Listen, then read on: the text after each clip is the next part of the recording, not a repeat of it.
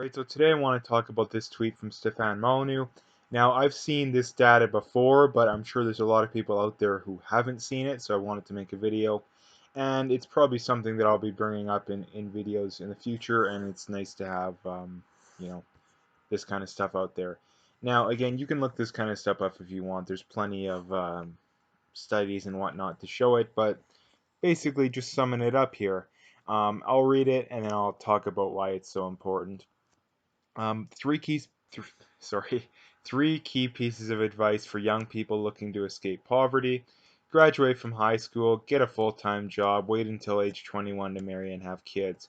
Only 2% of Americans who meet these conditions live in poverty. 75% are considered middle class. Now, why is this so important? Well, for a variety of reasons. The first one and the most important one I wanted to bring up is you have the left who constantly claim that they care so much about the poor and they want to help the poor and our policies help the poor and all this stuff about the poor, the poor, the poor, the poor.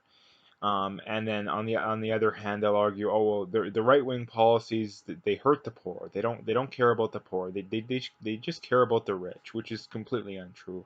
I would say both sides are about equally as responsible for that kind of stuff. But um, when you see something like this, that if the left claimed to care so much about the poor, all they would do is just bring this stuff up, like graduating from high school, getting a full-time job, and waiting until age 21 to marry and have kids, and not having kids outside of being married, I would add here, is not that hard to do. I don't care how if you're a lower intelligent someone of lower intelligence, that still should not be that hard. Maybe you don't have good marks.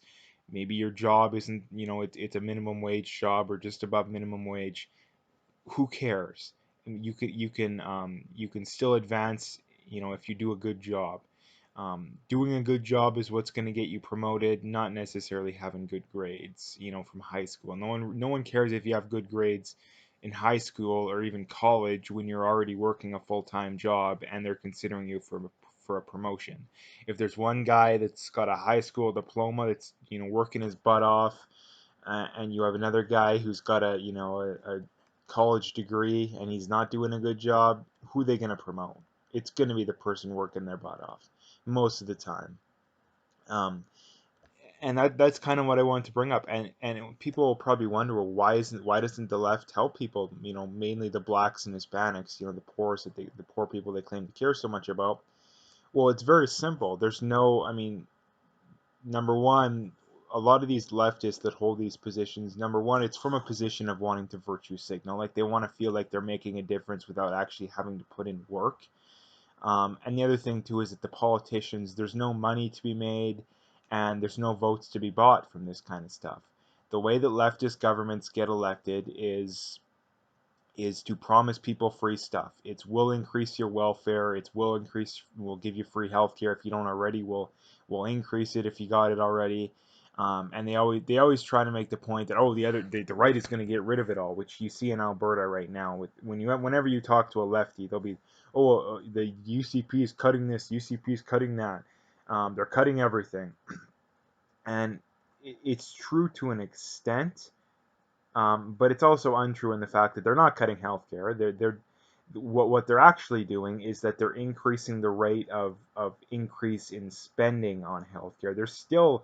Not only are they not cutting healthcare, they're actually continuing to increase spending on healthcare. They're just not doing it at the rate that the left wants them to do. So the left somehow twists that as, oh, they're cutting healthcare, which is what the left always does. And it just goes to show that, number one, you're doing a good job. Like, that's the one thing I noticed about making these videos, and now that I'm growing a little bit, yeah, I get all these comments in that, namely the negative comments, in that if the best people can do to criticize you is to make stuff up, is to twist your words, all that kind of stuff, if that's the best they can do to criticize you, then you're doing a good job. Because if you weren't doing a good job, they would find legitimate things to criticize you for. I mean, legit, like you said something that was completely wrong, Your view doesn't make any sense. There's no logic behind it, all that kind of stuff. But what I've noticed is that the best people can do is twist your words, deliberately interpret it in the worst way you possibly can, all that kind of stuff. Um, Straw man, all that kind of stuff is what they do. But um, basically, getting back to the point being is that if politicians really claim to care about helping the poor, they would just simply tell them this kind of stuff. They just educate it. Like, I didn't hear any of this kind of stuff in school. I heard a ton about how you have to go to college to earn your way, which is complete so stupid. But I mean, the only legitimacy behind that claim is that the majority of people still believe that kind of crap. Um, but all they would have to do is just tell people this kind of stuff. I mean, they stress the importance of graduating from high school, but not getting a full-time job. Like, one of the best things you can do coming out of school, especially if you still live with your parents and a lot of your expenses are covered, go work. Save that money. When you don't have any expenses, when you don't have rent expenses, when you don't have to pay for a lot of your food, or even if you just have to pay for some of your food, cell phone bill, any of that kind of stuff. The less stuff you have to pay for, and I know a lot of poor people don't have that luxury. At the very least, maybe you live with friends, maybe you live with three or four friends, in a two, three, in a small apartment or house, and then you can still live very cheap. But one of the best things you can do, because most people coming out of high school don't know what they want to do. A lot of people say they know what they want to do, but that's just because they're pressured into it. But unless you're 100% sure, I know my calling in life, go work and save money. You can save a ton of money, invest that money. Which was what I always say: the rich get rich by using the power of interest to help them gain money. Poor people tend to be poor because they have to use interest to lose money. Like, they gotta borrow money to do anything. I mean, it's pretty much impossible to not borrow money to get a house. Um, but aside from that kind of stuff, you want to spend the least amount of time possible paying interest on whatever it is. Unless you absolutely have to do it, then you don't pay interest on anything. If that means you got to drive an old car because you got to pay, 5, 10 grand cash to do it, do it.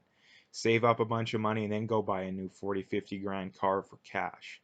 But that's kind of stuff that people just don't do, and we need to tell more and more people need to do that. Now, I want to recap the reason why politicians don't do this, even politicians on the right. Like, I rarely hear this kind of stuff from people on the right, even, so they deserve criticism too. So please don't take this as just biased against people on the left. But the left, why I'm so critical of the left is that they're the ones that tend to claim that they care so much about the poor, even though their policies just hurt the poor. But we need to talk about this kind of stuff more, because none of these things are hard.